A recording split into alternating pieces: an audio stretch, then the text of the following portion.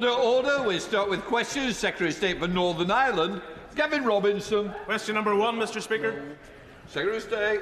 With permission, Mr. Speaker, I will answer questions 1 and 2 together. The Government is working with the Northern Ireland Executive to help ensure the best outcome for Spirit Aerospace production and its skilled and hard-working staff in the current commercial negotiations.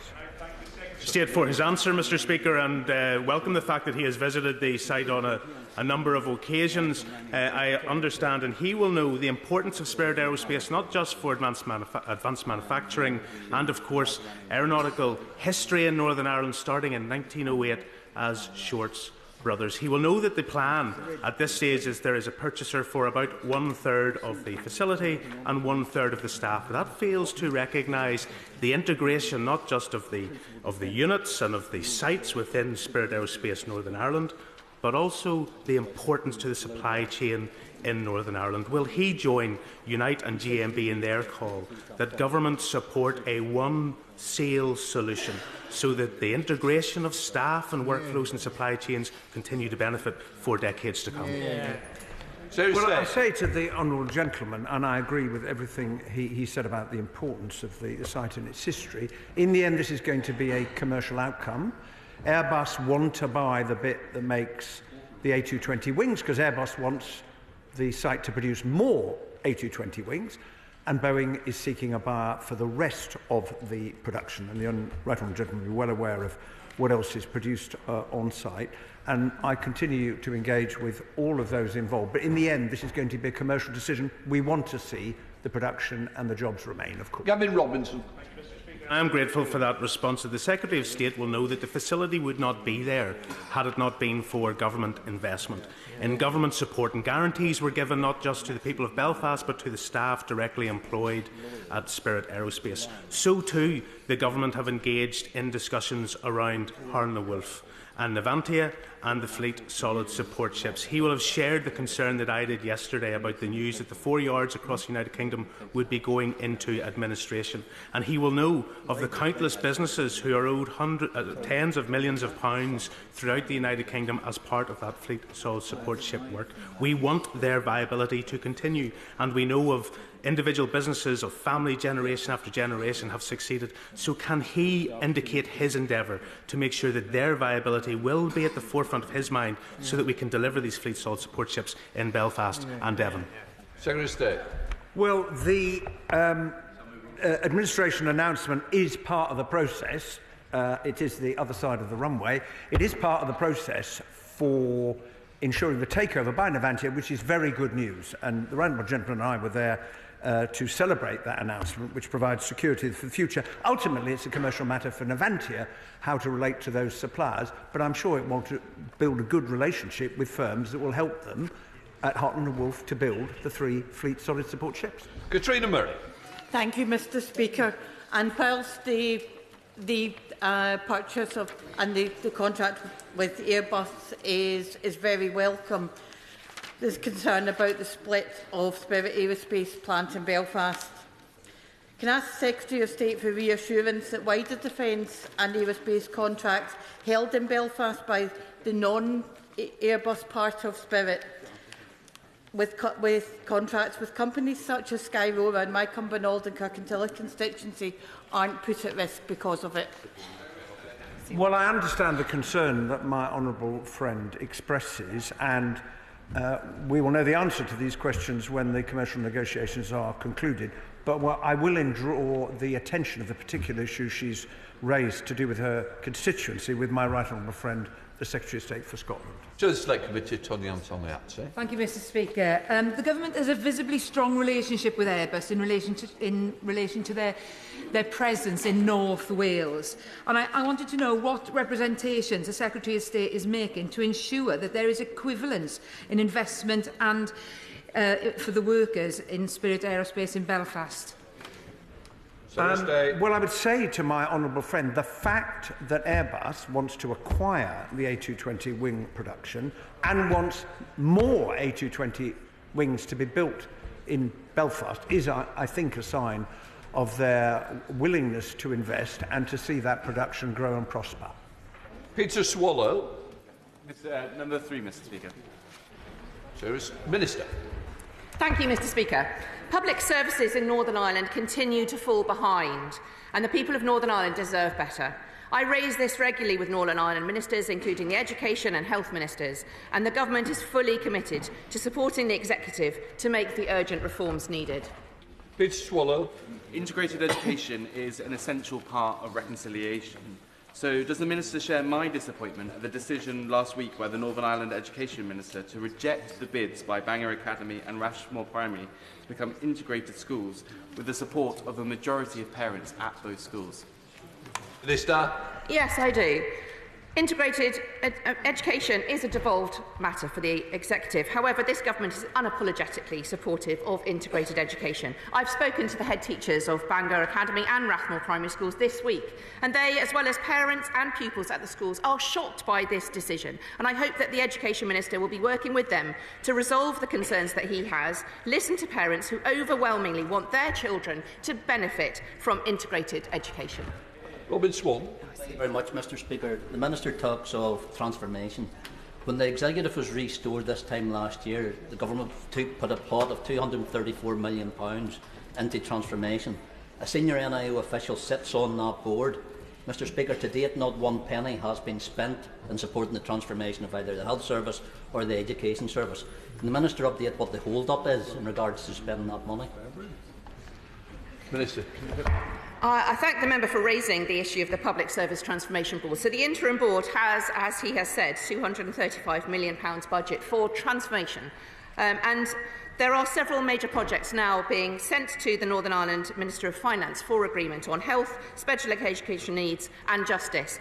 And I have pushed for the full board to be set up by the end of this financial year. It does need to move ahead and get those projects done. I agree. Shadow Minister Mike Wood. Thank you, Mr. Speaker. The Executive has warned of very serious pressures facing the NHS in Northern Ireland, with the worst waiting times in the United Kingdom, more than 6 years for some surgeries.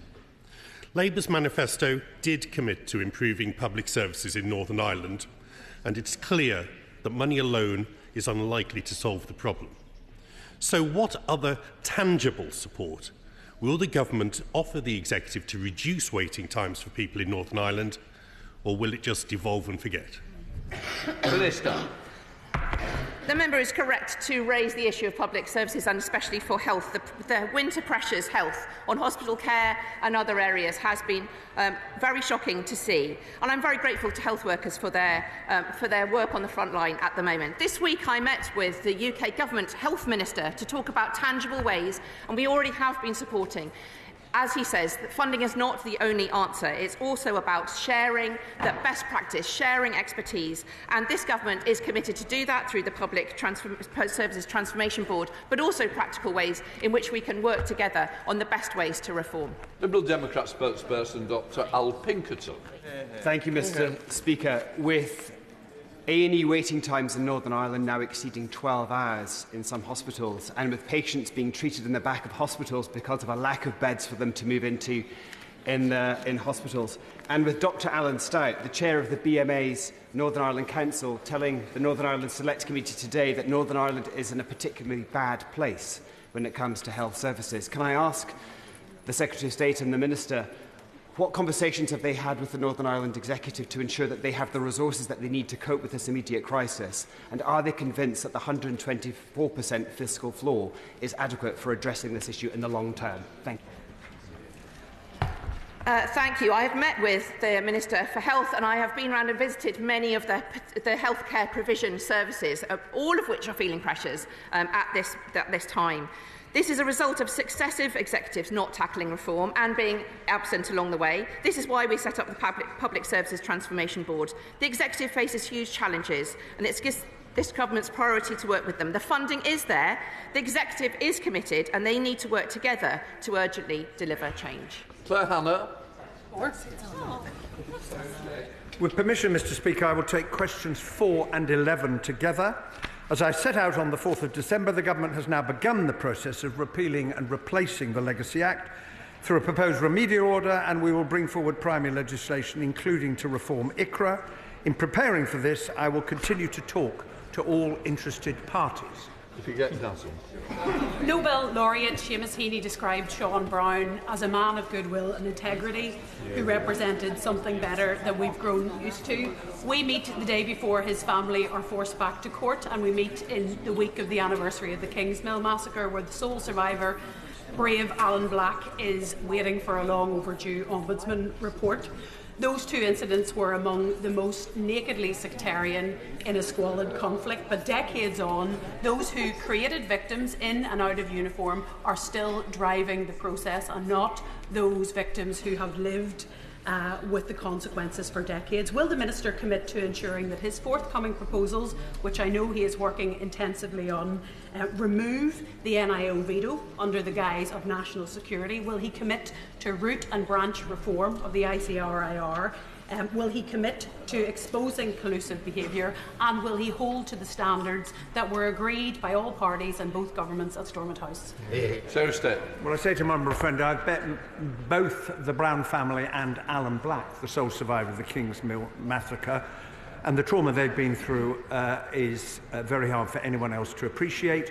We look forward, all of us, to the Ombudsman report on the Kingsmill massacre being published.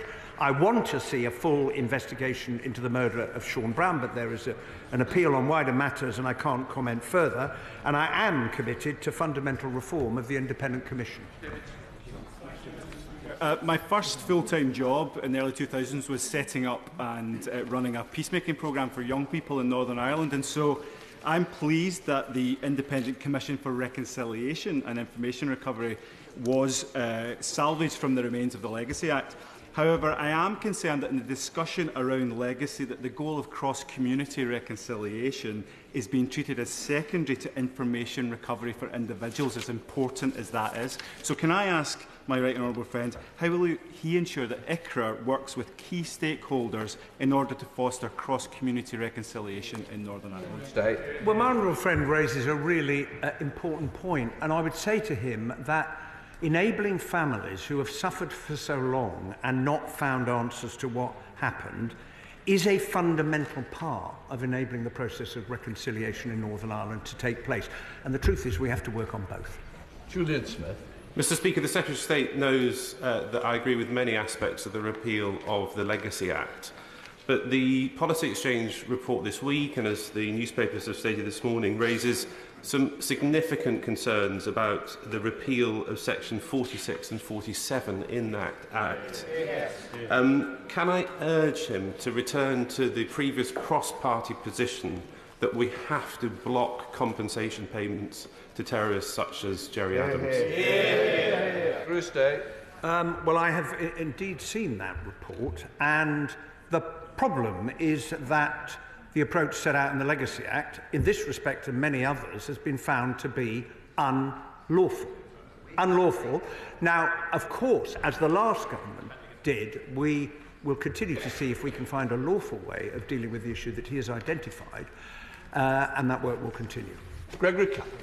Mr. Speaker, does the Secretary of State agree that the job of the Commission in helping people to deal with the past is made much more difficult when we have incidents like when the Sinn Féin First Minister Michelle O'Neill reprehensively spoke and attended a commemoration of 3 IRA terrorists who died when the bomb they were transporting through County Londonderry in 1971 exploded prematurely, killing them rather than the innocent people they intended to murder. And now the possibility of former Sinn Féin leader and terrorist Jerry Adams may be about to receive compensation.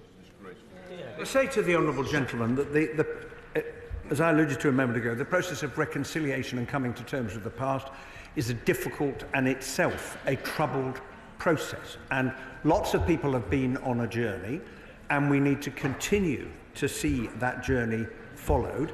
People will express their views about the stance that different people have taken, but I welcome, since he mentioned the First Minister, the fact that for the first time she attended the Remembrance Sunday commemorations. I'm not looked at the Alex Bogart, Shadow Secretary of State. Thank you very much, Mr. Speaker. I'd like to return to the question just raised by my right honourable friend, the former Secretary of State for Northern Ireland. The fact of the matter is that in the case of Gerry Adams, when the previous government passed its legislation, the Labour Party was in favour of the amendments made in another place, which ruled out compensation to people like Gerry Adams and others similarly detained in the 1970s. Why has the government now changed its position?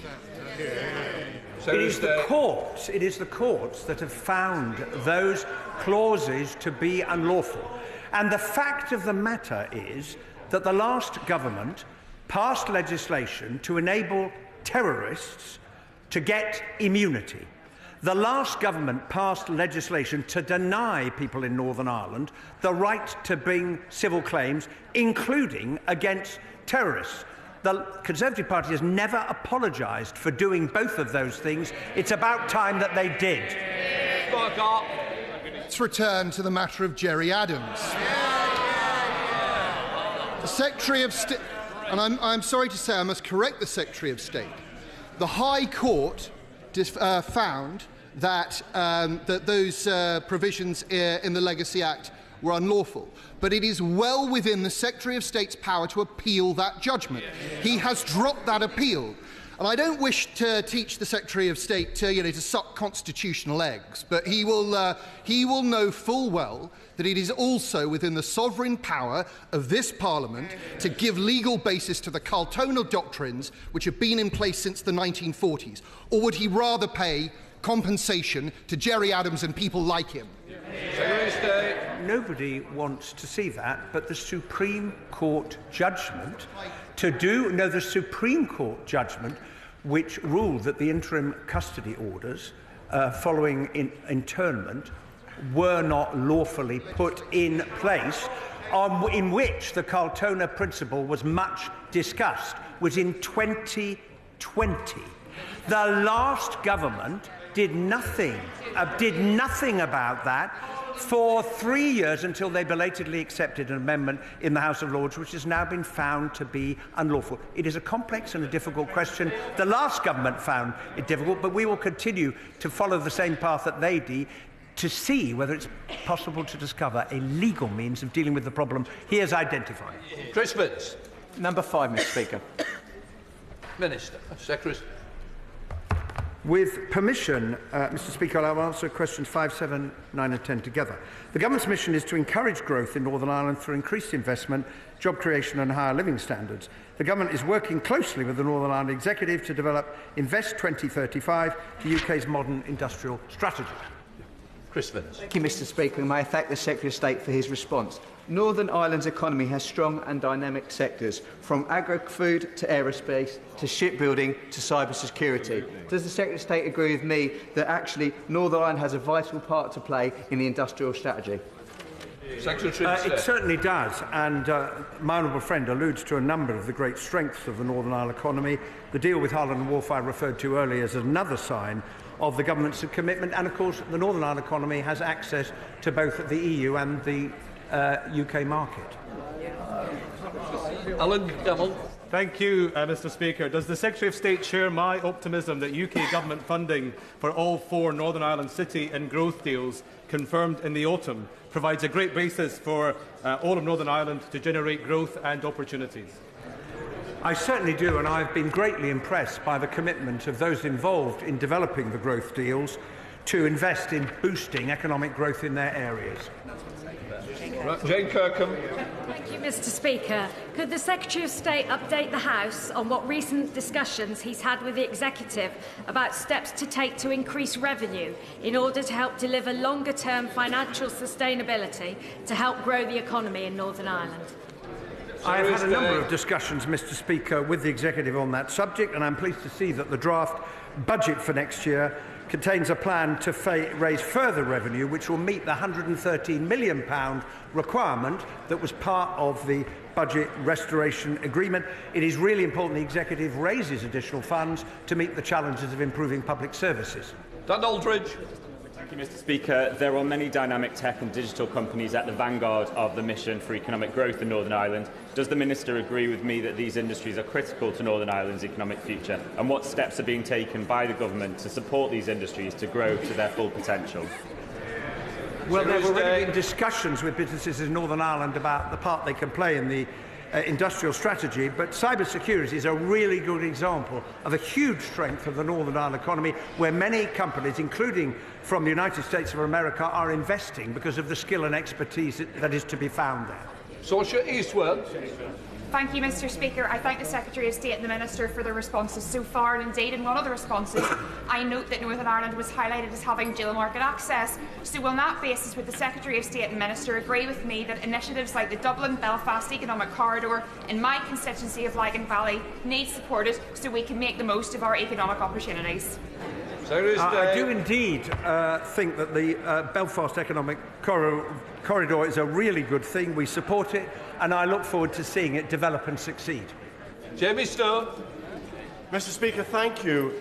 Agriculture is really important to the economy of Northern Ireland.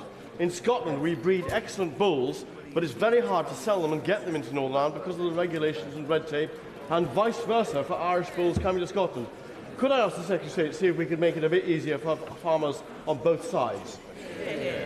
I will look into the matter that the honourable gentleman raised, and I will come back to him. Jim Allister. This week the Prime Minister has spoken of the unbridled economic opportunities in developing AI. But of course, it is not an unbridled opportunity for Northern Ireland, because instead of living under British regulations that affect the AI, we live under much more restrictive EU regulations. So when would the Secretary of State move to release Northern Ireland from the restrictions of foreign jurisdiction under the EU? Well, I say to the honourable gentleman, the substantive provisions of the EU AI Act do not currently apply in Northern Ireland, would only apply following an agreement in the Withdrawal Agreement Joint Committee, and any decision would be subject to the democratic safeguard mechanisms in Schedule 6B of the Northern Ireland Act 1998. David Mundell. Thank you, Mr. Speaker. In his union connectivity review, Lord Hendy, now a minister in this government, identified that upgrading the A75 would have significant economic benefits, not just for Northern Ireland, but for the whole of the United Kingdom. There was another fatal accident on that road in my constituency last week. So will the Secretary of State join with the Secretary of State for Scotland to put pressure on the Scottish Government to finally move on upgrading this vital economic route? It is indeed a vital economic route, and like the honourable member, I look forward to seeing it improved, not least in the interests of safely as quickly as possible. Sammy Wilson. Question number 6, Mr. Speaker.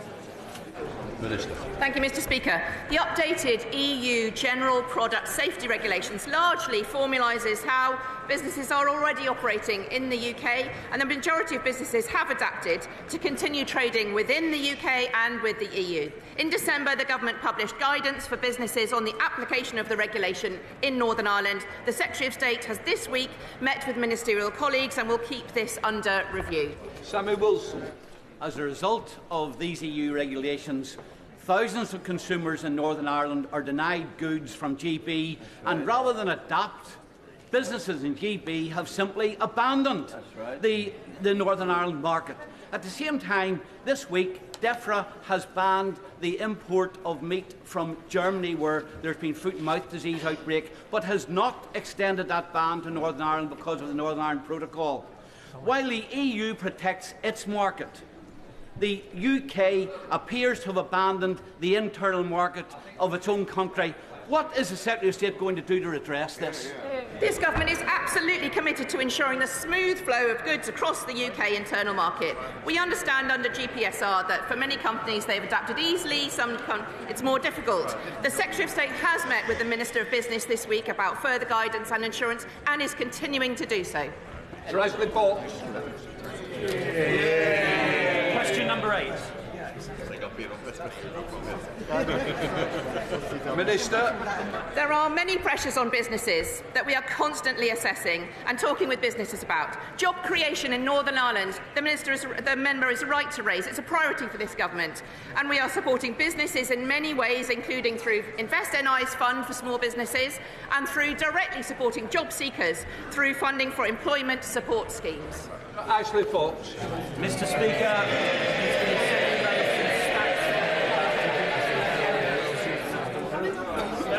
I'm grateful for the warm welcome.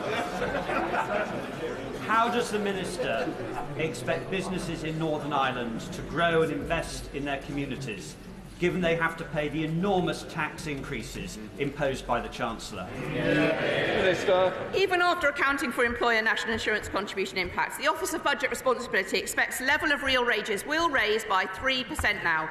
Raising the revenue to fill the £22 billion black hole requires difficult decisions, but they will result in improved public services, which is good for all people in Northern Ireland. Dowell. Mr. Speaker. Secretary of State. I welcome the industry-led deal that will see Navantia UK purchase Harland and Wolff's 4 shipyards in the UK, including Belfast. The government has worked closely with Navantia UK to secure the future of the yards, the Fleet Solid Support Programme, and around 1,000 jobs across the UK. Thank you, Mr. Speaker. Does my right honourable friend share my optimism that now the future of the Harland and Wolff yard has been secured, the yard itself will be able to secure future orders? I certainly do, and that is one of the great benefits of the commercial agreement that's been reached by Navantia to buy Harland and Wolff, and the adjustments that were made to the contract to ensure that the Fleet Solid Support ships could go ahead. This is a great facility, and it is open for business, including for other orders. Jim Shannon. Thank you, Mr. Speaker. Minister, one of my companies in my constituency of Strangford is one of the people who will suffer because of the administration of Harland and Wolff. In particular, this small family firm, and I won't mention it all for Hansard, will lose £500,000 of money. Now, the impact upon them and others is quite catastrophic. Can I ask the Minister what can be done to help those companies through the administration of Harland and Wolff who will find themselves either not able to trade in the future or losing entirely? I do recognise the concerns which the honourable gentleman has raised. This is the product of the failure of the old Harland and Wolff, but it now falls to Navantia to decide which of those invoices they wish to pay, and they will want to secure a relationship with suppliers who will be contributing to the Fleet Solid Support Ship programme.